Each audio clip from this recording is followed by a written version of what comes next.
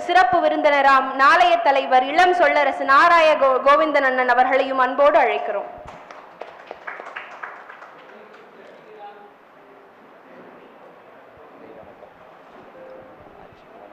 தன்னந்தனியே இருப்போருக்கு இதுபோலும் தவமுண்டோ, தனியே நின்று கடவுளை நினைத்தால் என்று அபிராமி பட்டரின் வரிகளுக்கு இணங்க இறைவனை வணங்கி இந்த விழாவை சிறப்பிக்க மனோன்மணி சொக்கலிங்கம் ஆட்சி அவர்களை வணக்கத்திற்கு அன்போடு அழைக்கிறோம். வெற்றி விநாயகனே வணக்கம். பாலும் தெளிதேனும் பாகும் பருப்பும் இவை நான்கும் கலந்துனக்கு நான் தருவேன். கோலம் செய் துங்க கரிமுகத்து தூமணியே, நீ எனக்கு சங்கத்தமிழ் மூன்றும் தா. வாக்குண்டாம் நல்ல மனமுண்டாம், மாமலராய் நோக்குண்டாம் மேனி நுடங்காது. பூக்கொண்டு துப்பார் திருமேனி தும்பிக்கை ஆண்பாதம், தப்பாமல் சார்பார் தமக்கு. நன்றி. மதுரை நகரத்தார் சங்கத்தின் செயலாளர் திரு எஸ் சோமசுந்தரம் அண்ணன் அவர்களை வரவேற்புரையாற்ற அன்போடு அழைக்கிறோம்.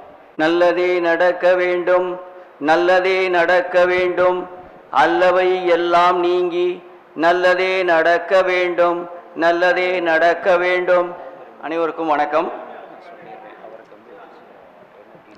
நமது மதுரை நகரத்தார் சங்கத்திலே ஒவ்வொரு மாதமும் 3வது ஞாயிற்றுக்கிழமைகளில் முதியோர் நலன் காக்கும் விழா நாம் தொடர்ந்து நடத்தி கொண்டு வருகின்றோம். அதன் தொடர்ச்சியாக இன்றைய தினம் இந்த நிகழ்வு ஏற்பாடு செய்யப்பட்டிருக்கின்றது. நம்முடைய நிகழ்வுலையெல்லாம் நம்ம வாட்ஸ்அப்பில் போடுவோம். அப்போ நகரத்தார்த்தவங்க சொன்னாங்க, நம்ம மதுரையில் மீனாட்சி அம்மன் கோயிலை பொறுத்தில் வந்திருக்கு மாதம் ஒரு விழா நடைபெறும். மீனாட்சி அம்மன் கோயிலில் மாதம் ஒரு திருவிழா நடைபெறும்.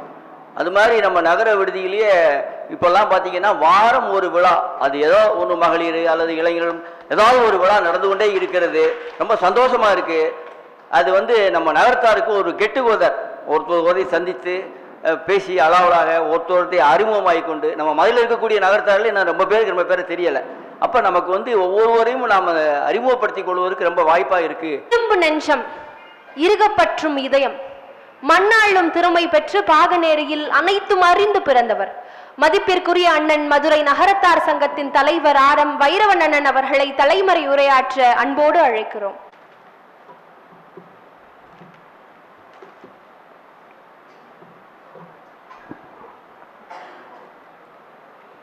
அனைவருக்கும் வணக்கம். ஒவ்வொரு மாதமும் 3வது ஞாயிற்றுக்கிழமை நடைபெறுகின்ற முதியோர் நலன் காக்கும் விழா. இந்த விழாவிற்கு வந்திருக்கின்ற மதுரை நகரத்தார் பெருமக்கள், ஆட்சிமார்கள், மேனாள் நிர்வாகத்தினர், மகளிர் சங்கத்தினர், இளைஞர் சங்கத்தினர் அனைவரையும் மதுரை நகரத்தார் சங்கம் வரவேற்கிறது, வணங்குகிறது. முதியோர் நலங்காக்கும் விழா ஸ்பான்சர் செய்து நடத்தி கொண்டிருக்கின்ற கன்றமாணிக்கம் போடி மெய்யப்பன் அண்ணன் அவர்களையும் ஆட்சி அவர்களையும் மதுரை நகரத்தார் சங்கம் வாழ்த்துகிறது, வணங்குகிறது. அவர்களுக்கு இன்று பிறந்த நாள் என்று நினைக்கின்றேன். சரியா அண்ணனுக்கு ஆகஸ்ட், பையனுக்கு இன்னைக்கு பர்த்டே. ஏதோ ஒரு விதத்தில் பர்த்டே வாழ்த்துக்கள். அவர்கள் மிக உயர்ந்த மனிதர். அதாவது போடியில் கிட்டத்தட்ட 40 வருஷம் இருந்தாலும் நம்ம மதுரையில் இருந்தோ அல்லது மதுரை வாழ் பாகநீர் நகரத்தாரெலாம் இப்போ டூர் போனோம். அப்போல்லாம் ரொம்ப உதவி அண்ணனை பொறுத்தளவுக்கு சுட சுட எல்லாம் பண்ணி கொடுத்தாங்க. அது மாதிரி அந்த பக்கம் போடி அப்படின்னு சொன்னாவே நிச்சயமாக எங்கள் வீட்டுக்கு வாங்கன்னு சொல்லுவாங்க. மதிப்புக்குரிய அண்ணன் அவர்களுக்கு மதுரை நகரத்தார் சங்கம் வாழ்த்துக்கிறது. இளம் பேச்சாளர் நாராயண கோவிந்தன் அவர்கள் தேவகோட்டை. அவர்களை எனக்கு அறிமுகம் இல்லை. ஆனால் எங்களுடைய செயலாளர் சொல்வது போல வைரவங்கோயிலுடைய உபத்தலைவர் ஆரம் அண்ணாமலை செட்டியாருடைய சன் சரவணன் அவர்களுடைய மகள் பூப்புனித நீராட்டு விழாவுக்கு தேவகோட்டை சென்றிருந்தோம். அன்று அவர்களுடைய பேச்சை கேட்டோம். ரொம்ப அருமையாக பேசினார்கள். ஆனால் இதில் என்ன ஒரு கருத்துனா, முதல்ல அவங்க சொன்னது மாரியே நான் நாராயணன் கோவிந்தன் அப்படின்னோடனே பெரிய ஆள் அப்படின்னு நினச்சேன். அதுக்கப்புறம் தான் யூடியூப்பை போட்டு பார்க்க போகும்போது அவருடைய ஸ்பீச் ரொம்ப நல்லா இருந்தது. அந்த விழாவில் நிறைய பேர் அந்த ஸ்பீச்சை கேட்டுட்டு தான் அப்புறம் எல்லாருமே வெளியே போனோம். அது மாதிரி இருந்தது. அருமையான பேச்சு. வளரட்டும் இளைய தலைமுறை. இன்று வையத்துள் வாழ்வாங்கு வாழ்வோர் என்ற தலைப்பிலே பேச இருக்கிறார்கள். ஏன்னா அவங்களுடைய டாபிக் வந்து ஒரு பெரிய லென்த்தான டாப்பிக்கு. என்னுடைய டாப்பிக்கை வந்து நான் கொஞ்சம் குறைச்சி முடிச்சுக்கிறேன். மதுரை நகரத்தார் சங்கம் உங்கள் ஆதரவோடு மிகச் சிறப்பாக நடைபெற்று வருகிறது. எல்லாருக்குமே தெரியும், இந்த 9 மாதம் வந்து இந்த நகரத்தார் சத்திரத்தில் எவ்வளவு விழாக்கள், எவ்வளவு கொண்டாட்டங்கள், மகளிர் அமைப்பு, இளைஞர் அமைப்பு எல்லாம் எவ்வளவு செஞ்சுருக்காங்க. வைரவேலுக்கு அபிஷேகம், வைரவேலுக்கு அபிஷேகம்லாம் வந்து அன்றைக்கி 1000 பேர், நினச்சி கூட பார்க்க முடியல என்னால், அந்தளவுக்கு சிறப்பாக இருந்தது. அதாவது வைரவேலுக்கு வந்து ஒருத்தர் அபிஷேகம் பண்ணுவாங்க, நம்ம 1000 பேர் பார்ப்போம். ஆனால் இந்த தடவை வந்து 1000 பேர் அபிஷேகம் பண்ண எல்லாரும் பார்க்குற மாரி அமைச்சிருந்தாங்க. அதனால் சிறப்பாக இருந்தது. வருகின்ற 20/8/2024 செவ்வாய்க்கிழமை திருப்பரங்குன்றம் மரகத விநாயகர் கோவிலில் மண்டலாபிஷேகம் நிறைவு. காலையில் 8:30 to 10:30 எல்லா நகரத்தாரும் வந்துடுங்க. எப்படி வந்து கும்பாபிஷேகம் வந்து எல்லாம் சிறப்பு பண்ணிங்களோ அதேமாரி வருகின்ற செவ்வாய்க்கிழமை காலையில் 8:30 to 10:30 எல்லோரும் அனைவரும் வந்துடுங்க. கால பலகாரம் ஏற்பாடு பண்ணப்பட்டிருக்கிறது.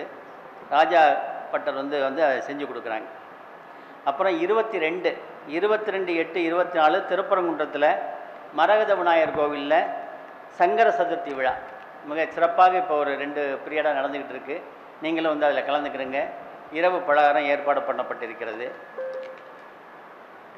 அதுமாரி நம்மளுடைய நகரத்தார் சங்கத்தில் மிகப்பெரிய விழா எப்போவுமே ஆவணி கார்த்திகைங்கிறது இங்கே சுமார் 1000 பேர் கூடி நம்மளுடைய ஒரு பெரிய விழாவாக நடப்போம். அது 25, 26, 25 ஞாயிற்றுக்கிழமை, 26 திங்கக்கிழமை. திங்கக்கிழமையும் கவர்மெண்ட் ஹாலிடே தான். அதனால் அந்த ஆவணி கார்த்திகையில் நம்ம விடுதியிலேருந்து காலையில் 25 காலையில் காவடி கட்டுறது. அன்றைக்கி காலையிலேருந்தே ஃபங்க்ஷன் ஆரம்பிக்கும். 26 காலையில் பால் குடத்தோட காவடியோடு நம்ம இங்கேருந்து ஒரு 7 மணிக்கு இதை விட்டு புறப்படலாம்னு ஒரு ப்ரோக்ராம் போட்டிருக்கேன் நான் மண்டேயை கண்டு. அதனால் எல்லாருமே அந்த ஃபங்க்ஷனுக்கு வந்துடுங்க. நம் சங்கத்தில் உள்ள மிகப்பெரிய விழா அந்த 25, 26க்கு உணவு ஏற்பாடு பண்ணப்பட்டிருக்கிறது. அனைவரும் வந்து முருகனுடைய அருள் பெற வேண்டும் என்று உங்களோடு கேட்டுக்கொள்கிறேன். அன்று வந்து நம்மளுடைய கோட்டையூர் டாக்டர் முத்தையண்ணன் அவர்கள் அந்த திருப்பரங்குன்றத்திலே எழுந்தருளிருக்கின்ற சாமிக்கு எப்போவுமே ஒரு 22 ஆண்டுகளாக அவர்கள் பணம் கட்டி அந்த சாமியை எழுந்தருளி பண்ணியிருக்காங்க. அது தங்க மயில் வாகனம், நான்லாம் அது பார்த்ததே இல்லை. ஆனால் அது ஈவினிங் புறப்பாடாக வச்சுருக்காங்க. நம்ம காவடி திரும்பி வர்றதுனால அந்த ப்ரோக்ராமை யாரும் பார்த்ததில்லை. அதனால் இந்த தடவை ரொம்ப ரெக்வஸ்ட் பண்ணேன். அதனால தான் இன்விடேஷன்லாம் பார்த்தீங்கன்னா டாக்டர் முத்தையான்னு போட்டிருப்பேன். ஏன்னா அது வந்து அவங்க கண்டிஷனாக வந்து கொஞ்சம் சொல்லுங்கள், யாருமே நகரத்தார் வரமாட்டேங்கிறாங்கன்னு சொன்னாங்க. அதனால் அந்த விழாவையும் அந்த திருப்பரங்குன்றத்திலே ஈவினிங் நடக்கக்கூடிய விழாவையும் எல்லோரும் போய் பார்த்து வர மாதிரி அருகிலே இருந்து பார்க்குற மாதிரி ஒரு அரேஞ்ச்மெண்ட் பண்ணியிருக்கோம். வந்துடுங்க. இப்போ வருகின்ற 1/9/2024 உயர்கல்விக்கு ஊக்கத்தொகை வழங்குகின்ற விழா நம்முடைய நகரத்தார் இதில் வச்சுருக்கோம்.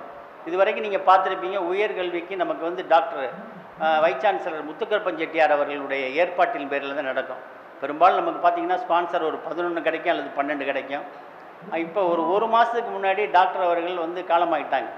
என்ன பண்ணுறதுன்னு ஒன்றுமே தெரியல. கடைசியாக அவங்க சன் வந்து அமெரிக்காவில் இருக்கக்கூடிய அவங்க சேகரன் இங்கே வந்திருந்தாங்க.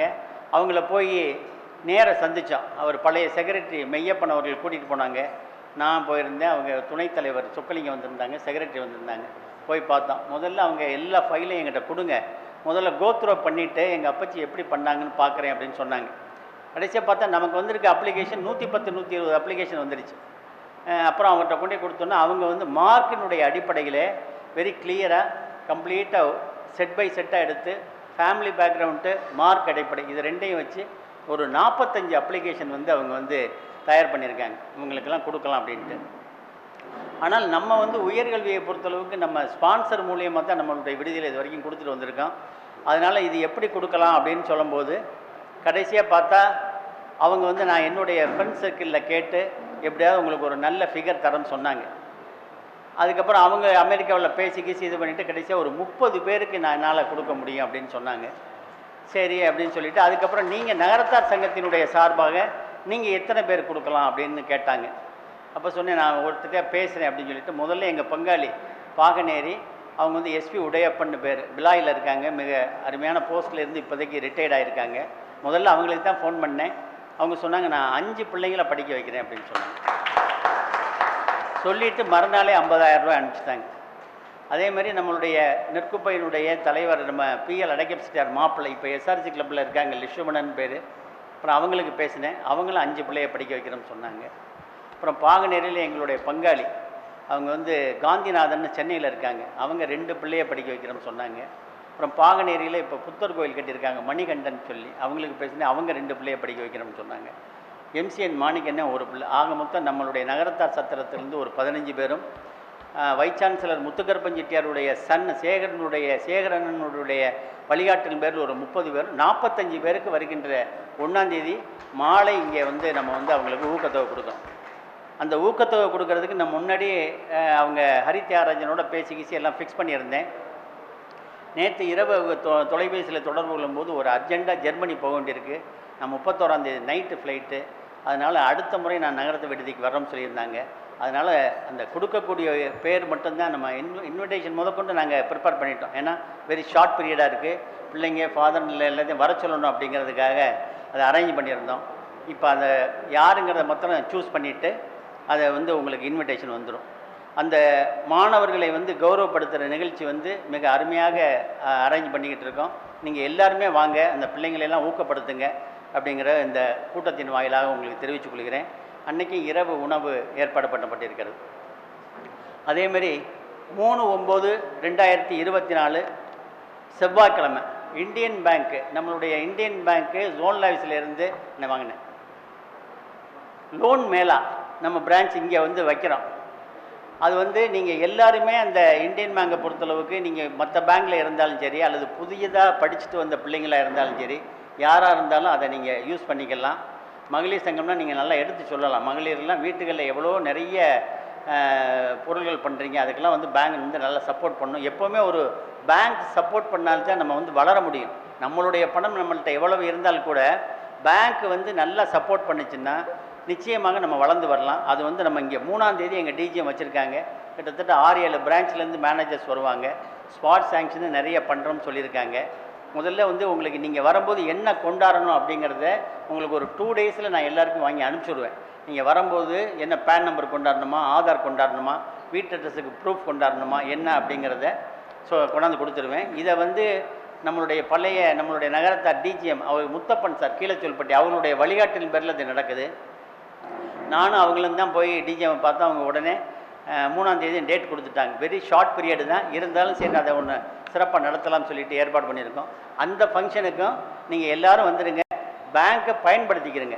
உங்கள்ட்ட டாக்குமெண்ட்டோ செக்யூரிட்டியோ எதுவுமே இல்லாமல் உங்கள் இடத்துக்கு வந்து கொடுக்கும்போது நீங்கள் அதை பயன்படுத்தி கொள்ளுங்கள்.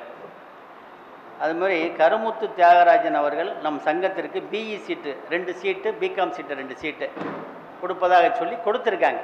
அது ஒரு சீட்டு மட்டும் பிஇ சீட்டு கொஞ்சம் கொடுக்காம இருந்தது. ஒருத்தர் கொடுத்தாச்சு, அவங்க நாளைக்கு பணம் கட்டி போகிற மாரி இருந்தது. அப்புறம் ரொம்ப ஒரு 2-3 நாள் அவங்களோட தொடர்பு கொண்டு பேசி கடைசியாக வந்து அவங்க ஒரு சீட்டு நேற்று அலாட் பண்ணி கொடுத்துட்டாங்க. என்னுடைய வாட்ஸ்அப்பில் அவங்க பேர்லாம் போட்டு மீனாட்சின்னு சொல்லிட்டு தேவகோட்டை கோர்ட்டில் வேறு பார்க்குறாங்க காசின்னு சொல்லி அவங்களுடைய பொண்ணு மீனாட்சி கொடுத்துருக்காங்க. இப்போ இயருக்கு வந்து 18,000 ரூபா கட்டுறது மாரி இயருக்கு இன்ஜினியரிங் சீட்டு வாய்ஸ் மெயிலும் போட்டிருக்காங்க. அந்த நேரத்தில் இந்த கூட்டத்தினுடைய அடிப்படையிலே ஹரி தியாகராஜன் அவர்களுக்கு அவர்கள் குடும்பத்தாருக்கும் நம் நகரத்தார் சங்கம் வாழ்த்துகிறது, வணங்குகிறது. அதேமாரி நம்மளுடைய மாடியில் நீங்கள் போகும்போது கண்டிப்பாக எல்லோரும் போய் மாடியை பாருங்கள். 10 ரூம் ஏசி ரூமு மேக்ஸிமம் ஒர்க்கெல்லாம் முடிச்சிட்டோம். லிஃப்ட்டு மட்டும்தான் எங்களுக்கு கொஞ்சம் டிலேயாக இருக்குது. ஆனால் அதுவுமே இந்த குறிப்பிட்ட காலத்தில் முடிச்சிடுவோம். இந்த ஃபங்க்ஷன் வந்து நவம்பர் 7 அன்னைக்கு வச்சுருக்கு. நவம்பர் 7ஆம் தேதி அன்னைக்கு ரூம்ஸு, பின்னாடி உள்ள நம்மளுடைய லிஃப்ட்டு, அந்த கிச்சனில் இருந்து கடைசி வரைக்கும் இந்த டோர் வரைக்கும் அவ்வளவுமே அழகுபடுத்தி ஓப்பன் பண்ணுறது 7 அன்னைக்கு வச்சுருக்கு. அதேமாதிரி எங்களோட பாகனேரியில் வந்து வருகின்ற செப்டம்பர் 8ஆம் தேதி கும்பாபிஷேகம் இருக்குது. அனைத்து நகரத்தார்களும் நீங்கள் பங்கு பெற வேண்டும் என்று நான் கேட்டுக்கொள்கிறேன். இன்னொரு முக்கியமான விஷயம், நான் வந்து சீட்டில் உட்கார்ந்தோன்னே அவங்க அண்ணன் வந்து போடி மெய்யப்பண்ணை வந்தாங்க.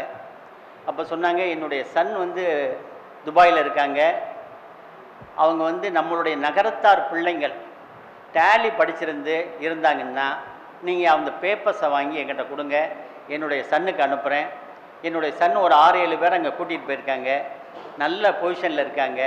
அதனால் நம்மளுடைய நகரத்தார் பிள்ளைங்கள் இங்கே வேலை இல்லாமல் டேலி படிச்சுட்டு இருந்தாங்கன்னா நகரத்தார் சத்திரத்தின் மூலமாக நீங்கள் வாங்கி கொடுங்க, அவங்களுக்கு அப்பாயின்மெண்ட்டு துபாயில் வாங்கி தரோம்னு சொன்னாங்க. அது ஒரு மகிழ்ச்சியான செய்தி. ஆனால் நாங்கள் புதிய நிர்வாகம் வந்ததுக்கு அப்புறமே நம்மளுடைய பிள்ளைகளுக்கு வேலை வாய்ப்புக்கு நாங்கள் ரொம்ப முன்னுரிமை கொடுத்துக்கிட்டு இருக்கோம். சிங்கப்பூருக்கு அனுப்பிச்சாலும் சரி, அடுத்து இப்போ துபாய்க்கு நாங்கள் ஒரு 5 பேர் சாங்ஷன் ஆகி வச்சுருக்காங்க. அது என்ன விசாவுக்காக எதிர்பார்த்துக்கிட்டு இருக்காங்க. அதுமாதிரி அண்ணன் நீங்கள் சொன்னது இன்றைக்கி வந்து ஒரு மிகப்பெரிய சிறப்பான ஒரு செய்தியை சொல்லியிருக்கீங்க. அதனால் நம்ம பிள்ளைங்கள்லாம் யாராவது டேலி படிச்சிருந்தீங்கன்னா நிச்சயமாக அதனுடைய பயோடேட்டா போட்டு அதனுடைய அட்ரஸ் போட்டு என்ன படிப்புன்னு எழுதி அதை கம்ப்ளீட்டாக நம்மளுடைய நகரத்தார் சங்கத்துக்கு நீங்கள் அனுப்பிச்சிங்கன்னா அண்ணன் மூலமாக ஒரு 4 பிள்ளைங்களுக்கு வீட்டில் விளக்கெரியும்னு நினைக்கிறேன். அதனால் அது மாதிரி செய்யுங்க.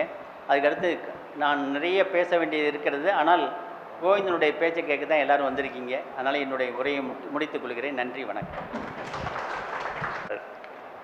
இப்போ உடையப்பண்ணனுக்கு மட்டும் ஒரு சின்ன நன்றியினையும் ஒரு இதையும் சொல்லிடுற மாதிரி, இப்போ பிலாய் ஸ்டீல் பிளான்ட்டில் வந்து ஜிஎம்மாக ஒர்க் பண்ணி ரிட்டையர் ஆனவங்க உடையப்பண்ணன் பாகனேரி, அவங்க வந்து இப்போ கொஞ்சம் வெளியில் கிளம்ப இருக்கிறதுனால அவங்க வந்து நம்மளோட குடமுழுக்கு விழாவிற்கு ஒரு 50,000 நன்கொடை வழங்கியிருந்தாங்க. ப்ளஸ் வந்து இப்போ 5 மாணவர்களுக்கு வந்து அவங்க வந்து ஊக்கத்தொகை வழங்கியிருக்கிறதுக்கும் நமது நிர்வாகம் அவர்களுக்கு கௌரவம் செய்கிறார்கள்.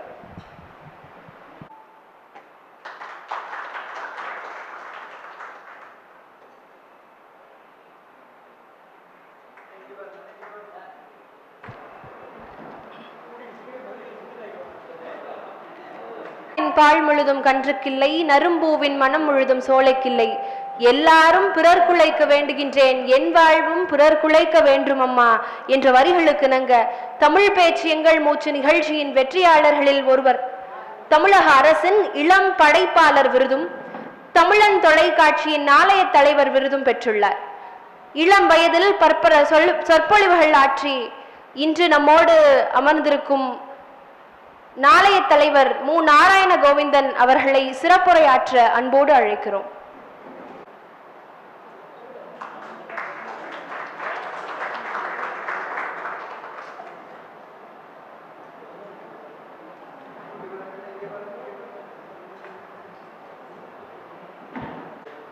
கூத்தன் இருந்தான், குறளரசன் அங்கிருந்தான், வார்த்தை தமிழுக்கு வழங்கும் தமிழ்வேந்தன் கம்பன் இருந்தான், கவிகால மேகம் எனும் பம்பன் இருந்தான், வயதான தமிழ் பாட்டி அவ்வை இருந்தாள். அரசியோடு சீதனமாய் புலிச்சோழ நாடடைந்து புகழேந்தி வந்திருந்தான். நக்கீரன், அப்பூதன், நன்னாகன், நப்பசலை, ஒக்கூர் மாசாத்தி, சிலம்பெடுத்த தக்கோன் இளங்கோ, அனுபவித்து காதல் அள்ளி மணக்க விடும் திரிகூட ராசப்பர், தேரெழுந்தூர் கம்பனுக்கே ஆண்பாலும் தேனும் கரம்பை முதல் முக்கணியும் தந்து வளர்த்து தமிழ் வளர்த்த சடையப்பர், காவலர் மூவருமே காத்திருந்த வாயிலுக்கு காவல நாம் ஏகம்பன் கவியரசி அவன் மனைவி. எத்தனை பேர் எல்லாம் தமிழ் வடிவம், இத்தனை வடிவங்களும் இணைந்து வளர்த்த அன்னை தமிழுக்கு வணக்கம். காதலாகி கசிந்து கண்ணீர் மல்கி ஓதுவார் தம்மை நன்னறி குய்ப்பது வேதம் 4லும் மெய்ப்பொருளாவது நாதன் நாமம் நமசிவாயவே. இது ஒரு இனிய நிகழ்வு. இந்த அமைப்பினுடைய தலைவர் மரியாதைக்குரிய ஐயா ஆரம் வைரவன் அவர்களுக்கும், இந்த அமைப்பினுடைய துணைத் தலைவர் மரியாதைக்குரிய சொக்கலிங்கம் அவர்களுக்கும், செயலர் மரியாதைக்குரிய சோமசுந்தரம் அவர்களுக்கும், இணை செயலர் வள்ளியப்பன் அவர்களுக்கும், பொருளாளர் மரியாதைக்குரிய லக்ஷ்மணன் அவர்களுக்கும் என்னுடைய வணக்கங்களும் நன்றிகளும். என்ன காரணம்னா, ஒரு அமைப்பு என்பது இயங்க வேண்டும் அப்படின்னா அது ரொம்ப எளிமையான விஷயம் கிடையாது. ஏன்னா ஒரு அமைப்பு இயங்க வேண்டும் என்றால் ஒரு ட்ரெயின் தண்டவாளத்தில் போற மாதிரி எல்லா பெட்டிகளும் பின்தொடர்ந்து போனால்தான் அந்த ட்ரெயின் போகும் இல்லையா? கடைசியில் இருக்க பெட்டி நான் தான் முன்னாடி போவேன்னு சொல்ல முடியாது. அதுக்காக கடைசியில் இருக்க பெட்டி தானே அது குறைஞ்சதும் கிடையாது. எல்லா பெட்டிகளும் தேவையானது, 2 தண்டவாளங்களும் ஓடணும், எல்லாம் சேர்ந்தா தான் ஒரு ட்ரெயின் போகும். அப்படித்தான் ஒரு அமைப்பு. அப்ப அமைப்பில் ஒரு தலைவர் என்பவர் சரியா இருக்கணும், ஒரு துணைத் தலைவர் சரியா இருக்கணும், ஒரு பொருளாளர் சரியா இருக்கணும், ஒரு செயலர் சரியா இருக்கணும். இதையெல்லாம் விட முக்கியம், அந்த அமைப்பில் இருக்கிற உறுப்பினர்கள் எல்லாம் சரியானவர்களாக இருக்க வேண்டும். அப்படி இருந்தால்தான் ஒரு அமைப்பு காலங்கடந்து நிற்கும். இந்த அமைப்பு காலம் கடந்தும் நிற்கிறது என்று சொன்னால் இந்த அமைப்பு ஒரு ஆகச்சிறந்த அமைப்பு. இந்த அமைப்பில் இருக்கிற தொண்டர்களும் இந்த அமைப்பை வழிநடத்தி செல்கிறவர்களும் ஆகச்சிறந்தவர்களாக இருப்பதால் இந்த அமைப்பு ஒரு ஆகச்சிறந்த அமைப்பாக இருக்கிறது என்று நான் நினைக்கிறேன்.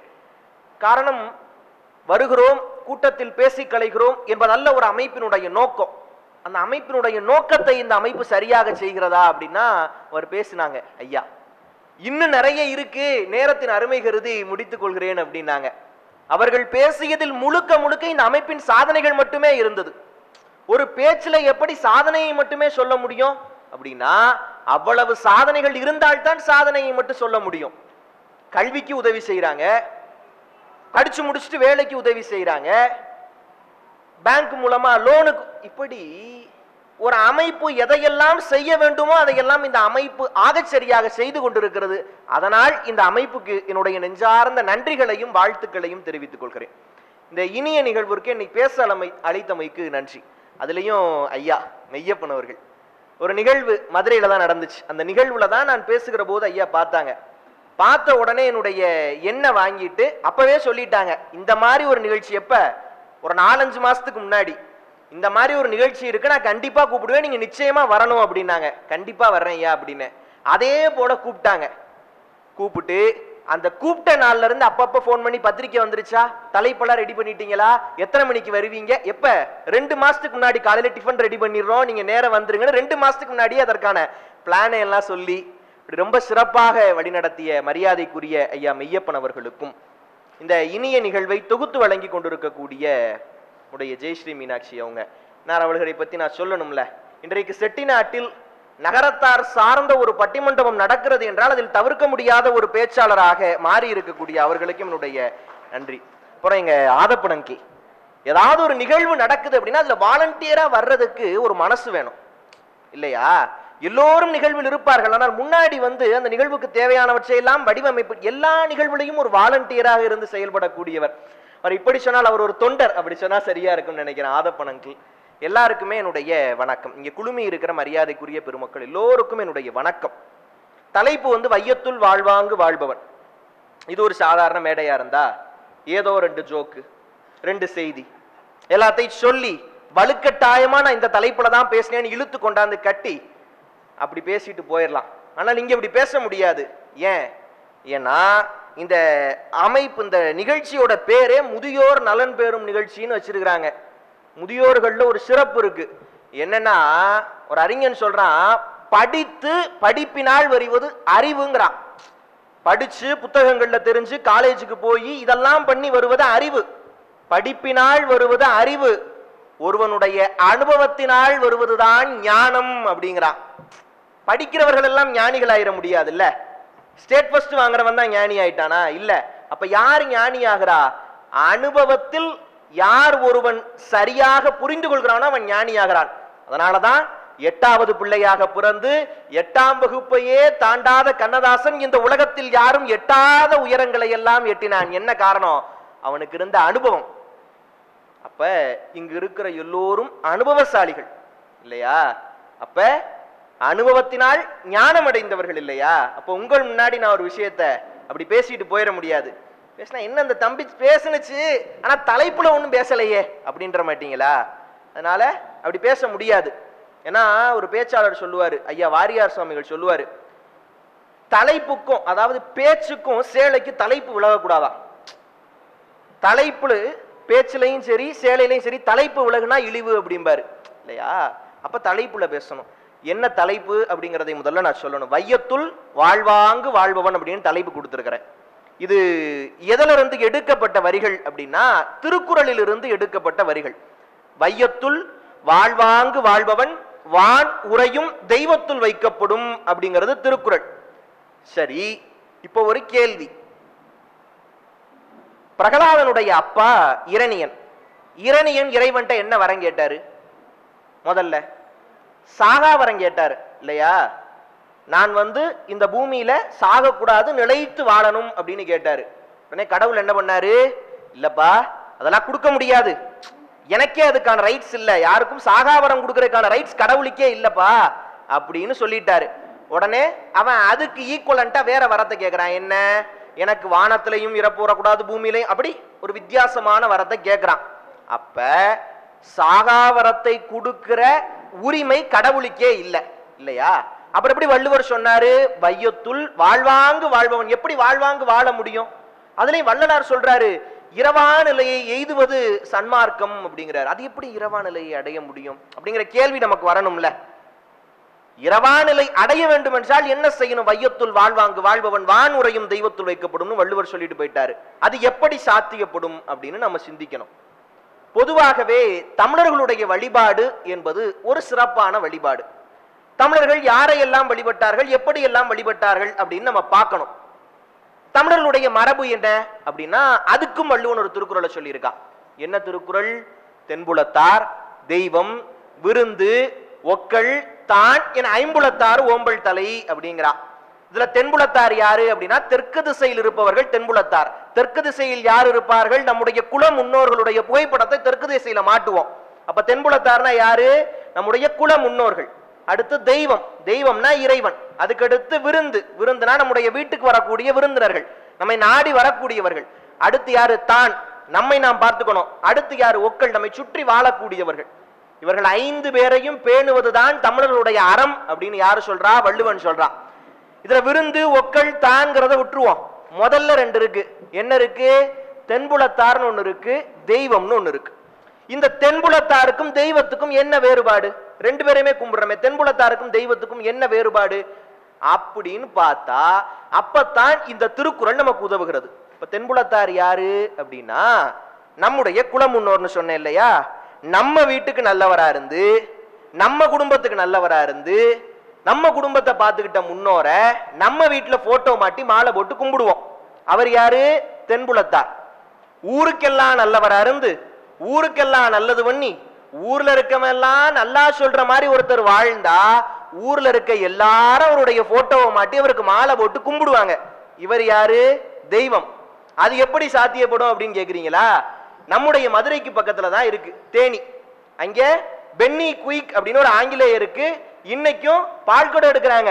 இன்னைக்கும் தங்கள் வீட்டில் பிறக்கிற குழந்தைக்கு பென்னி குயிக்னு பேர் வைக்கிறாங்க. பென்னி குயிக் யார்? அவங்க தாத்தாவா, அவங்க மாமாவா, சித்தப்பாவா? இல்ல, பென்னி குயிக் அவர்களுடைய வாழ்வாதாரமாக இருக்கக்கூடிய அணையை கட்டினான், அவருடைய வாழ்வாதாரத்தை காப்பாற்றினான். அந்த ஊரில் இருக்கிறவர்கள் எல்லாம் பென்னி குயிக் நல்லவன்னு சொல்ற மாதிரி வாழ்ந்தான். அதனால பென்னி குயிக் அவர்களுக்கெல்லாம் தெய்வமாக மாறி போனான். அப்ப எங்க நீங்கள் உங்கள் வீட்டுக்கு நல்லவராக வாழ்ந்தால் நீங்கள் தென்புலத்தார். வையத்துள் வாழ்வாங்கு வாழ்ந்து ஊரில் இருக்கிற எல்லோரும் நல்லவன்னு சொல்ற மாதிரி வாழ்ந்தா நீங்க தெய்வம். அதனாலதான் என்ன பண்ணோம்? கம்பன் அடிப்பொடி சா கணேசன் படத்தை மாட்டிருக்கோம். ஏன் மாட்டிருக்கோம்? வெள்ளக்காரன் துப்பாக்கி எடுத்துட்டு சுட வந்தான், எல்லாரும் பயந்து ஓடினான். இவர் என்ன தெரியுமா பண்ணாரு?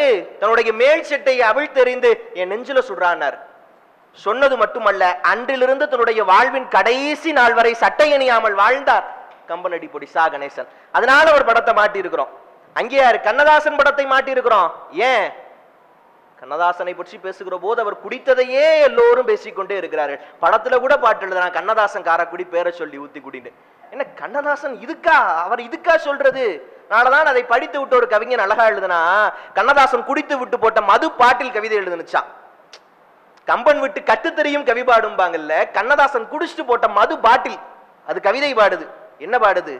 கண்ணதாசா கண்ணதாசா என்னை குடித்தவர்கள் எல்லாம் ஆடினார்கள். எப்படி? கண்ணதாசா கண்ணதாசா என்னை குடித்தவர்கள் எல்லாம் ஆடினார்கள், ஆனால் நீ ஒருவன் மட்டும்தான் தமிழில் பாடினாய் அப்படின்னு அந்த குடித்து விட்டு போட்ட மதுபாட்டில் கவிதை எழுதுனுச்சான் இல்லையா? அப்படி காலத்தால் அழியாத கவிதைகளை தந்து விட்டு போனால நமக்கு. அதனால கண்ணதாசனுடைய படத்தை மாட்டியிருக்கிறோம், அழகப்பருடைய படங்களை மாட்டுகிறோம். காரைக்குடியில் எத்தனையோ பேர் வீட்டில் அழகப்பருடைய படம் இருக்கிறது, சாதி கடந்து மதம் கடந்து. ஏன்? காரைக்குடியில் இன்றைக்கு பல பேர் பச்சை மையில் கையெழுத்து போடுகிறார்கள் என்றால் அழகப்பர் கொடுத்த கல்வி பிச்சை. காரைக்குடியில் பாம்பாடும் இடங்களாக இருந்தவற்றை எல்லாம் பந்தாடும் இடங்களாக மாற்றி பள்ளிக்கூடங்களை கட்டியது அழகப்பர் செய்த சாதனை. அழகப்பர் தன்னுடைய வீட்டுல உட்கார்ந்து இருக்கிறாரு. அப்ப ஒரு கூட்டமா சில பேர் வர்றாங்க, வந்து பெண்களுக்கு கல்வி நிலையம் கட்டணும் ஏதாவது கொடுங்கன்னு கேட்கிறாங்க.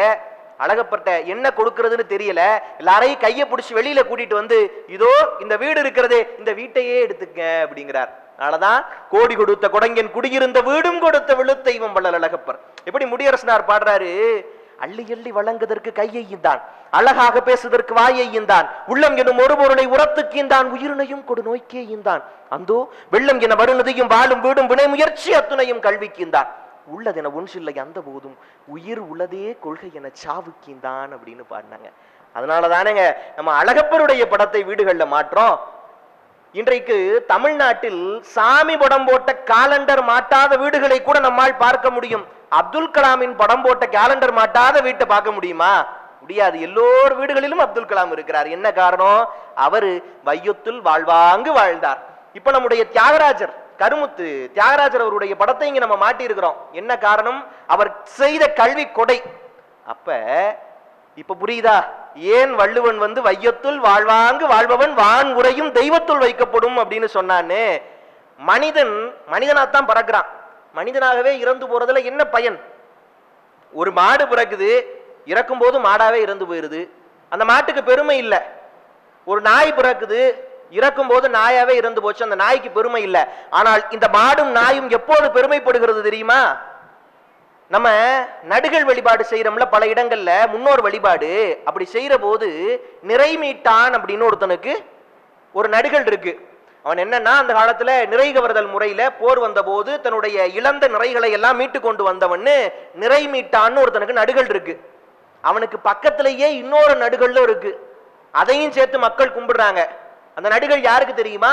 அவன் கூட ஒரு வேட்டை நாய் போனுச்சான் அவனுக்கு பாதுகாப்பா. அந்த வேட்டை நாயையும் சேர்த்து மக்கள் கும்பிடுறாங்க. ஏன்? நிறைமீட்டான் அந்த ஊருக்காக உயிரை துறந்தான். அந்த நாய்க்குட்டியும் அந்த ஊருக்காக உயிரை துறந்தது. அப்ப அந்த நாய்க்குட்டி என்னாச்சு? தெய்வமா மாறுனுச்சு.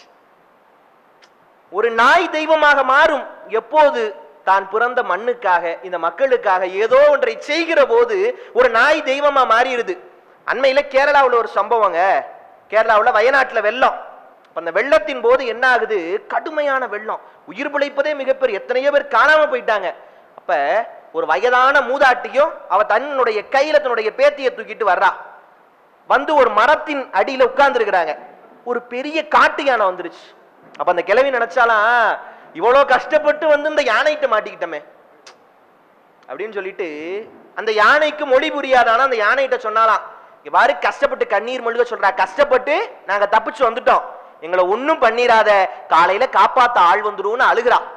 அப்படியே தூங்கிடுறாங்க. அந்த யானை மறுநாள் காலையில கூப்பிடுறதுக்காக ஆள் வர்றாங்க, அவங்களை கூப்பிட்டு காப்பாத்துறதுக்காக. அப்ப முடிச்சு பாக்குறாங்க, மறுநாள் காலை வரைக்கும் அந்த யானை என்ன பண்ணுச்சான்? அவர்களுக்கு பக்கத்திலேயே பாதுகாப்பாக அமர்ந்து தன்னுடைய கண்களிலிருந்து கண்ணீரை சொட்டி கொண்டே இருந்ததாம். இல்லையா? அப்ப அந்த யானையை நீங்கள் ஒரு ஐந்தறிவு மிருகம்னு சொல்ல முடியாது. இன்றைக்கு மனிதர்களே மிருகங்களாக மாறிவிட்ட காலத்தில் ஒரு யானை மனிதனுடைய கண்ணீரை புரிந்து கொண்டு அவனுக்காக கண்ணீர் வடித்துக் கொண்டிருந்தது. அந்த யானையை நீங்க எப்படி ஒரு மிருகம்னு சொல்ல முடியும்? இதே வயநாட்டுல ஒரு நாய்க்குட்டி, அந்த வெள்ளம் அந்த நாள்ல இருந்து வெளியில வந்துருச்சு. அதாவது விலங்குகளுக்கு முன்னாடியே தெரியும் இயற்கை பேரிடர் வரப்போகுதுன்னா. நம்மளை விட அறிவாளி, நம்ம தான் நினைச்சுக்கிறோம் மனுஷன் தான் புத்திசாலின்னு. இல்ல, விலங்குகளுக்கு இயற்கை பேரிடர் வரப்போகுது முன்னாடியே தெரியும். டைனோசர் காலத்துல இருந்து கரப்பாம்பூச்சியும் காக்காயும் இருக்கான். அப்ப நம்ம தான் நினைச்சுக்கிறோம் நம்ம தான் இந்த உலகத்தை படைச்சோம்னு. இல்ல, நம்மை விட அறிவாளி உயிரினங்கள்லாம் இருக்கு. அப்ப அந்த நாய் வெளியில போயிருச்சு, திருப்பி வந்து பாக்குது, முதலாளியே காணோம். தேடி தேடி தேடி தேடி கடைசியா முதலாளியை கண்டுபிடிச்ச பிறகுதான் அந்த நாய் சாப்பிட்டுச்சான். அப்ப இந்த நாயை எப்படி நம்ம சாதாரண நாயின்னு சொல்ல முடியும்? முடியாதுல்ல. இதை பற்றி சொல்லுகிற போது எனக்கு ஒரு சம்பவம் நினைவுக்கு வருது. பழைய இந்த ரெக்கார்டு, கிராமபோன் ரெக்கார்டு இருக்குல்ல, அதுல HMVன்னு ஒண்ணு இருக்கும், அதான் பிராண்ட் HMV, ஹிஸ் மாஸ்டர்ஸ் வாய்ஸ்னு அதுக்கு பேரு. ஒரு நாய்க்குட்டி வந்து இப்படி எட்டி பார்த்துட்டு இருக்கோம், அந்த ரெக்கார்ட்ல படம் போட்டிருக்கோம். அது ஏன் போட்டிருக்கு தெரியுமா? அது ஏன்னா அவன் அந்த கிராமபோனை கண்டுபிடிச்சிடறான். முதல்ல எதையாவது ரெக்கார்ட் பண்ணணும்ல, அவன் குரலை ரெக்கார்ட் பண்ணிடுறான். கண்டுபிடிச்சவன் ரெக்கார்ட் பண்ணிட்டு அந்த கிராமபோனை ஓட விடுறான். ஓட விட்டோடனே அவன் குரல் கேட்குது. உடனே இந்த நாய் என்ன பண்ணுச்சா, நம்ம முதலாளி கூப்பிடுறாரு அப்படின்னு போய் கிராமபோனுக்குள்ள எட்டி பார்த்துச்சான். ஆள் இல்ல. ஒவ்வொரு முறை கிராமபோனை போடுகிற போதும் அந்த நாய் போய் எட்டி பார்க்குமா. அதனால அந்த கிராமபோனுடைய லோகோவா என்ன மாறிடுச்சு? அந்த நாய்க்குட்டி மாறிடுச்சு. பேர் என்ன? His masters voice. அவன் முதலாளியினுடைய குரல் கேட்குது, உள்ள எட்டி பார்க்குது, அதுவே லோகோவா மாறிடுச்சு. அப்ப பாருங்க, விலங்குகளை நம்ம ரொம்ப சாதாரணமா நினைக்கிறோம். விலங்குகள் சாதாரணமானவை அல்ல. புறா தன் ஜோடியை தவிர வேறு எந்த ஜோடியோடும் சேருவதில்லை, பறவைகளுக்கு வேர்ப்பதில்லை, பறவைகளுக்கு புற்றுநோய் வருவதில்லை. எவ்வளவு சிறப்பு பாருங்க. நம்ம தான் நினைச்சுக்கிறோம் யானை தந்தம் காசு, புலிக்கு தோல் காசு, நம்ம செத்தா அதான் மீன் செத்தா கருவாடு, நீ செத்தா வெறுங்கூடுனாங்க இல்லையா? அப்ப வையத்துள் வாழ்வாங்கு வாழ்கிற போது, பிறருக்கு உறுதுணையாக இருக்கிற போது ஒரு மிருகம் தெய்வமாக மாறிவிடுகிறது. இன்னைக்கு பாருங்க, பல ஊர்கள்ல ஜல்லிக்கட்டு காளைகளுடைய படம் இருக்கும். கண்டமாணிக்கத்துல எல்லாம் அந்த முனியையா கோயில் உள்ள ஒரு காளையினுடைய படம் இருக்கும். ஏன்? இப்ப தமிழர்களுடைய மரபே யாரெல்லாம் ஊருக்காக உழைத்தார்களோ அவர்களை வழிபடுவதுதான் தமிழர்களுடைய மரபு. சரி, அப்புறம் ஏன் கடவுளை வழிபடுகிறோம்? அப்படித்தான் நாம் கடவுளையும் வழிபடுகிறோம். எப்படி? நாம் கும்பிடுகிற முருகன் யார்? நம்முடைய முன்னோர். அதுக்கு என்ன சான்று இருக்கு? முருகன் நம்முடைய முன்னோர் என்பதற்கு என்ன ஆதாரம் இருக்கு அப்படின்னு நீங்க கேட்கலாம். நம் படைப்பு வீடுகள் இருக்குல்ல, நம்ம படைப்பு வீடுல படைக்கிறோம்ல, இங்க பேழை பெட்டின்னு ஒண்ணு வச்சிருப்போம் படைப்பதற்காக. இதே பேழை பெட்டி பழனி முருகனுடைய சன்னதிக்குள்ளும் இருக்கிறது. அப்ப என்ன இது நமக்கு உணர்த்துகிறது?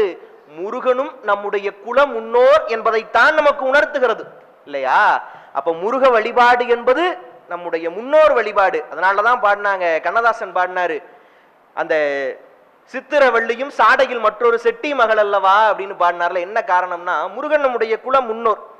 அதனாலதான் என்ன பண்றாங்க, தாங்கள் போகிற இடத்துக்கெல்லாம் ஒரு வேலை எடுத்துட்டு போறாங்க கூடவே. முருகனை கூட்டிட்டு போக முடியாது இல்ல, வேலை. ஒரு அழகான சம்பவத்தை சொல்லுவாங்க. இந்த சிங்கப்பூருக்கு எல்லோரும் போறாங்க, முருகனை அப்படி தொழில் ரீதியா போறாங்க. போகிற போது முருகனை கூட கூட்டிட்டு போக முடியாது. கூட்டிட்டு போனோம்னா என்ன சிக்கல் வரும்னா, முருகன் இருந்தா அவருக்கு வழிபாடு நடத்தணும், கூட யாராவது வழிபாடு பண்றதற்கு ஒரு அர்ச்சகர் வரணும். ஆனா அந்த காலத்துல உங்க கடல் தாண்டி வரமாட்டாங்க, அது அவருடைய நியதியா இருந்துச்சு. கடல் தாண்டக்கூடாது பூஜை வைக்கிறவங்கன்னு ஒரு நியதி இருந்துச்சு. இன்னைக்கு போகிறார்கள், அன்னைக்கு போகிற முறை இல்லை. அதனால இவங்க என்ன பண்றாங்க, ஒரு வேலை எடுத்துட்டு போறாங்க. வேலை எடுத்துட்டு போறாங்க, சிங்கப்பூர்ல போய் தொழில் பண்ண ஆரம்பிக்கிறாங்க. தொழில் பெருகிறது, அப்படியே பெரிய பணம் வருகிறது, எல்லோரும் இங்கே செட்டில் ஆயிடுறாங்க. நான் சொல்லுகிறது பல நூறு ஆண்டுகளுக்கு முன்னாடி முதலாக நகரத்தார்கள் சிங்கப்பூருக்கு போனப்ப. அப்ப அது ஒரு சின்ன தீவு, அது ஒரு கிராமம் மாதிரி, பெரிய வளர்ச்சி அடையாத நகரம் அது. அப்ப இவ்வளவையும் நமக்கு முருகன் தந்திருக்கிறான். இந்த முருகனுக்கு ஒரு கோயில் கட்டணுமே, வெறும் வேலை வச்சவனை கும்பிடுறதா கூடாது அப்படின்னு சொல்லிட்டு முருகன் சிலையை செய்யணும் அப்படின்னு நினைக்கிறாங்க. முருகன் சிலை, எந்த சிலையை செய்யணும்? முருகனுக்கு நிறைய வடிவம் இருக்கு. முருகன் ஒரு இடத்துல வள்ளி தெய்வானையோட இருக்கான், ஒரு இடத்துல ஆண்டியா இருக்கான்.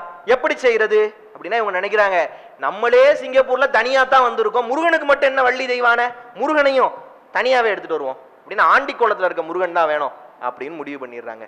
சரி, தண்டபாணி தான் வேணும், அவரை தான் கொண்டுட்டு வர்றோம்னு. சரி, தண்டபாணிக்கு முகம் எப்படி இருக்கணும்? முருகனுக்கு எவ்வளவோ வேறு வேறு முகங்கள் இருக்கு.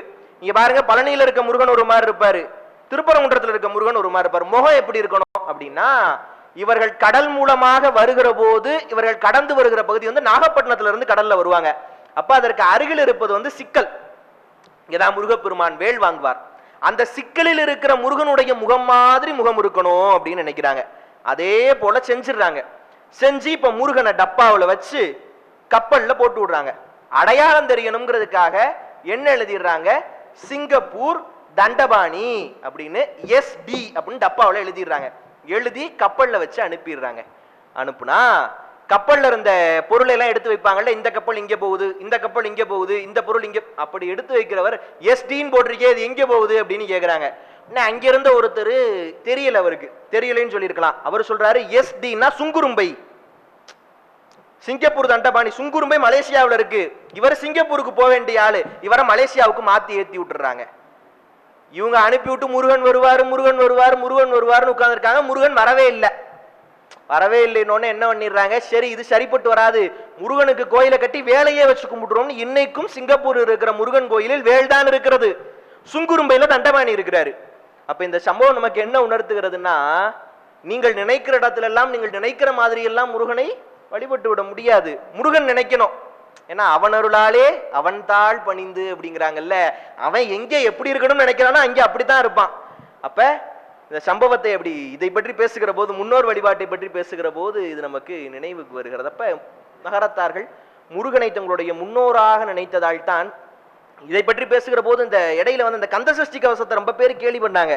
என்னன்னா அதுல என்னங்க, பிட்டம் 2 பெருவேல் காக்க, வட்ட குதத்தை வல்வேல் காக்கன்னு இருக்கு, ஆண் பெண் குறிகளை அயில்வேல் காக்கன்னு இருக்கு, பனைத்துறை 2 காக்கன்னு இருக்கு, தோள காக்கன்னு இருக்கு, முதுக காக்கன்னு இருக்கு. முருகனுக்கு வேற வேலை இல்லையா? ஏங்க முருகனுக்கு வேற வேலை இல்லையா? உங்க காலையும் கையையும் வந்து பார்த்துக்கிட்டு இருக்கதா முருகனுக்கு வேலையா அப்படின்னு கேள்வி பண்ணாங்க ஒரு யூடியூப் சேனல்ல இல்லையா? அப்ப எனக்கு ஒண்ணு தோணியது என்ன தெரியுமா, முருகனை நாங்கள் கடவுளா நினைச்சிருந்தா அப்படி பாடி இருக்க மாட்டோம். கடவுள்கிட்ட போய் யாரும் இதை கேட்கறது இல்லை. நாங்கள் முருகனை முன்னோராக நினைத்தோம், அதனால பாடினோம். ஒரு தாய் ஒரு குழந்தை பிறந்துருச்சு, குழந்தைக்கு கால் தானே பிரச்சனை நினைக்கிறது இல்லை, ஒரு விரல் இல்லைன்னா சந்தோஷப்படுறது. சரி குழந்தையே பிறந்துருச்சு, ஒரு விரல் தானே இல்லைன்னு எந்த தாயும் சந்தோஷமாக இருப்பதில்லை. முதுகுல ஒரு சின்ன புண்டு தானே இருந்துட்டு போட்டும் எந்த தாயும் நினைப்பதில்லை. சரி ஒரு கண்ணு தானே தெரியல, இன்னொரு கண்ணு இருக்கேன்னு எந்த தகப்பனும் சந்தோஷப்படுவதில்லை. அப்ப குழந்தை உடம்பில் இருக்கிற எல்லா உறுப்புகளோடும் சரியாக பிறக்க வேண்டும் என்று தாயும் தந்தையும் நினைக்கிறார்கள். குழந்தை பிறந்தோடனே எல்லா உறுப்பும் சரியா இருக்கான்னு பெத்தவன் தான் பார்ப்பான். அப்ப முருகன் எங்களுக்கு கடவுள் இல்லை, அவன் எங்களுக்கு மூதாதை, அவன் எங்களுக்கு தாய், அவன் எங்களுக்கு தந்தை. அதனால் எங்களுக்கு இருக்கிற ஒவ்வொரு உறுப்பையும் பார்க்க வேண்டியது அவனுடைய வேலை இல்லை, அவனுடைய கடமை.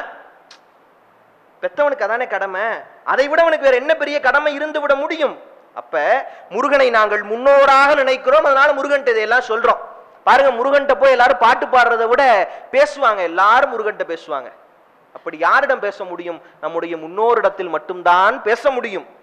இப்ப பாருங்க, அந்த காலத்துல முருகன் படம் வந்துச்சுனாலே கண்ணை மூடிட்டு சொல்லுவாங்க சின்னப்ப தேவர் படம்னு. ஏன்னா சினிமாவில் முருகன் படம் எடுத்தாலே சின்னப்ப தேவர் மட்டும்தான் எடுப்பார். அந்த அளவுக்கு முருகன் மீது அவருக்கு ஒரு பக்தி. அந்த சின்னப்ப தேவர் வாழ்க்கையில கஷ்டப்பட்ட காலம்.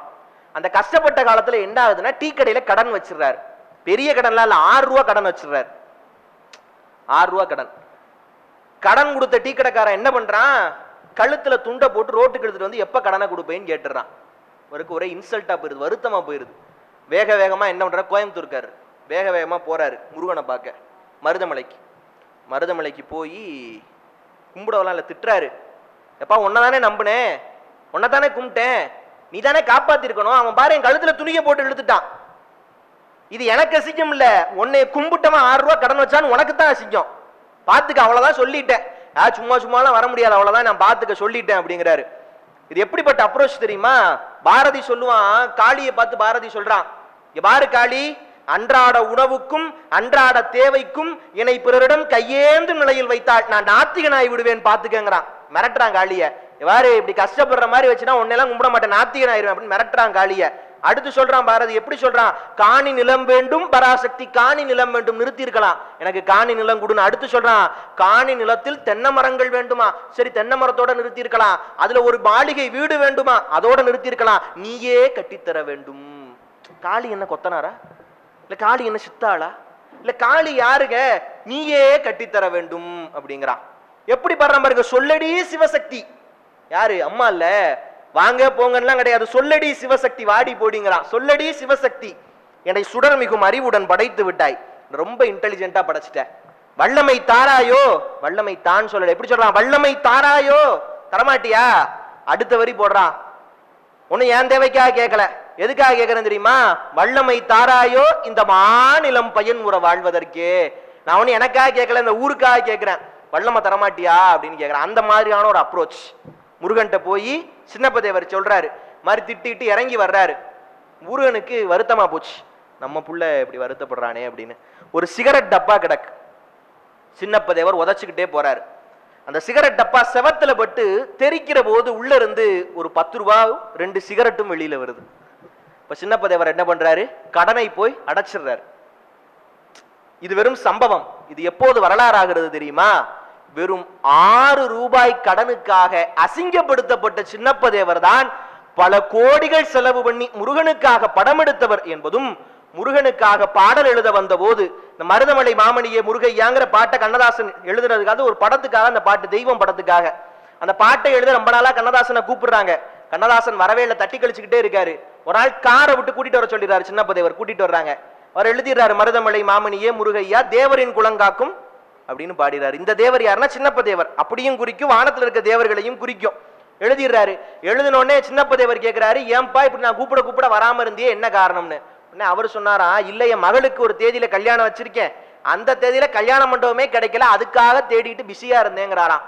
இதை முதல்ல என்கிட்ட சொல்லக்கூடாதா அப்படின்னு ஒரு பிளாங்க் செக்கை கொடுத்து கல்யாண மண்டபம் கட்டுவதற்கு எவ்வளவு பணம் தேவைப்படுகிறதோ அவ்வளவு பணத்தை எழுதிக்க அப்படின்னாராம். அப்ப 6 ரூபாய் கடன் வைத்த சின்னப்ப தேவர் தான் முருகனுடைய அருளால் உனக்கு கல்யாண மண்டபம் கட்ட எவ்வளவு பணம் வேணும், முருகனை பத்தி பாட்டு எழுதியிருக்க, எவ்வளவு பணம் வேண்டாலும் எழுதிக்கன்னு சொல்லும் அளவிற்கு முருகன் பணத்தை கொடுத்தான். என்ன காரணம், முருகன் நம்முடைய முன்னோர்.